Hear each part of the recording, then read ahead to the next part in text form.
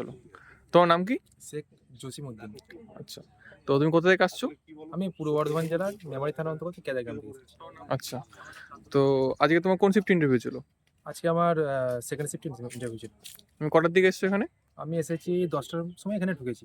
আচ্ছা, আর ইন্টারভিউ কখন হলো? ইন্টারভিউ হলো আমার কিছুক্ষণ আগে 2:30টা। 2:30টার দিকে। আচ্ছা, তো ইন্টারভিউ কতক্ষণ হয়েছে? ইন্টারভিউ আমার 4 মিনিট থেকে 5 মিনিট। 4-5 মিনিট হয়েছে? হ্যাঁ। অনেকক্ষণই বেশ ইন্টারভিউ চলেছে। হুম।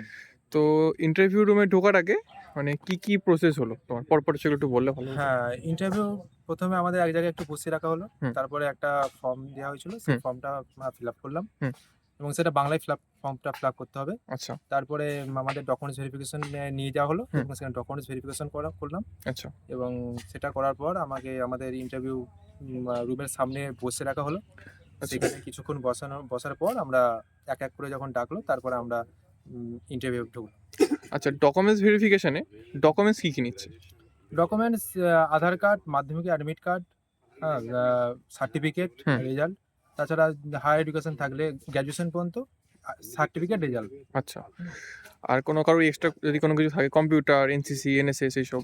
হ্যাঁ, অবশ্যই দিতে পারে কিন্তু যেটা আ লাস্ট মাঠের সময় যেটা আপলোড করেছে বা হুম, যেটা ফর্ম ফিল আপের সময় দিয়েছে হুম, সেই অনুযায়ী এখন ডকুমেন্টস গুলো ভেরিফিকেশন হচ্ছে। আচ্ছা। নতুন করে যদি কেউ কিছু এড করতে চায় সে কি এড করতে পারছে? নতুন করে আমার মনে হয় যে পারবে না। আচ্ছা, পারবে না। আচ্ছা, তো ওখানে যে ফর্ম ফিল আপটা হচ্ছে, তো হুম। ওখানে ফর্ম ফিল আপে মানে ফর্মের মধ্যে কি আছে? মানে কি আছে? নাম-টাম? হ্যাঁ, নিজের নাম আছে, বাবার নাম আছে, তারপরে নিজের জেলার সম্বন্ধে ভৌগোলিক অবস্থান, ঐতিহাসিক স্থান, আচ্ছা, হ্যাঁ? উম আ মানে নিজের জেলার অবস্থানটা, ওই আচ্ছা, অবস্থান সম্পর্কে লিখতে হবে। হুম, তাছাড়া বাংলায় সিগনেচার করতে হবে এবং ডেট দিতে হবে। আচ্ছা। তো ফর্মটার ভেতরে হবি আছে আর পছন্দের খেলা আছে। হ্যাঁ, হবি আছে, পছন্দের খেলা তো আছে। ওইগুলো তুমি কি লিখেছো? হবি আমি আ আমার শখ আ ভ্রমণ করা লিখেছি। ভ্রমণ করা, আর খেলা আমি ব্যাডমিন্টন খেলা লিখেছি। ব্যাডমিন্টন। আচ্ছা, ঠিক আছে। আর সইটা তো বাংলায় করতে হচ্ছে? হ্যাঁ, সইটা বাংলায় করতে হবে। আচ্ছা, কেউ যদি ফর্মটা ভুল করে ফেলছে তাকে কি নতুন ফর্ম দিচ্ছে? এমন কিছু হয়েছে কি? না, আপাতত আমার চোখে পড়ল না যে নতুন ফর্ম দিচ্ছে কাউকে। আচ্ছা, মানে কেউ এবার ভুল করে ফেলেছিল? ভুল করেছে, এবার সেটাই আরকি কেটে করে দিল আরকি। আচ্ছা, আচ্ছা। হ্যাঁ, ঠিক আছে।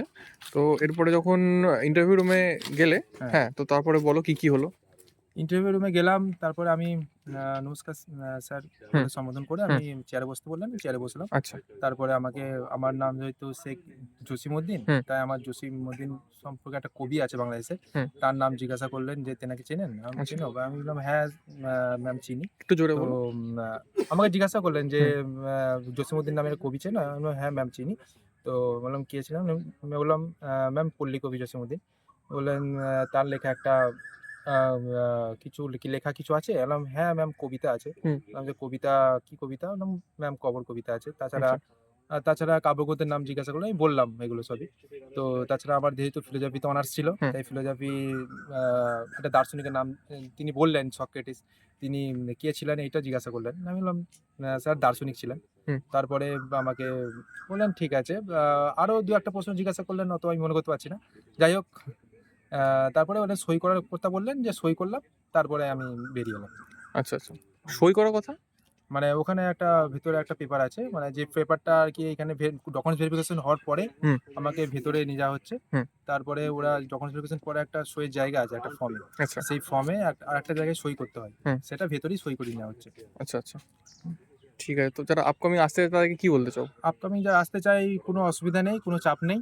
আ খুব ভালোভাবেই ইন্টারভিউ হচ্ছে বা খুব চাপ নেওয়ার দরকার নেই।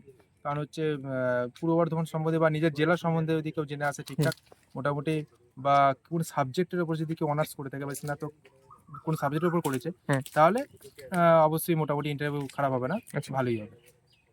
ঠিক আছে। আর এটা যদি ইউটিউব চ্যানেল দিয়ে কোনো প্রবলেম নেই তো? কোনো প্রবলেম নেই। ওকে, ঠিক আছে। ঠিক আছে।